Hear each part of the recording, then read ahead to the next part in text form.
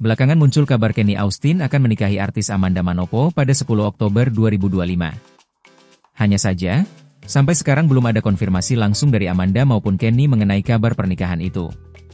Orang-orang dekat Amanda, seperti sahabatnya Deswita Maharani, mengaku belum mendapat informasi resmi apapun tentang rencana tersebut. Aktor Kenny Austin, nama lengkap Kenny Austin Setiaanto, lahir di Medan, Sumatera Utara, pada 16 April 1992. Kenny Austin adalah putra dari pasangan Setiaanto dan Juwita, serta kakak dari Charin Clementine. Secara agama, Kenny diketahui beragama Kristen. Sejak muda, Kenny sudah menunjukkan bakat di berbagai bidang. Hobi basket adalah salah satu aktivitas yang sangat ia gemari. Kenny Austin juga aktif di dunia modeling, dan lulus dari jurusan Teknik Mesin Universitas Sumatera Utara. Pintu dunia hiburan terbuka lebar untuk Kenny melalui ajang Element of the Year tahun 2014, di mana ia meraih posisi runner-up.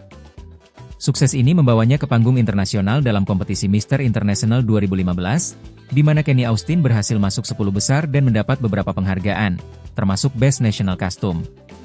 Setelah itu, Kenny beralih ke akting.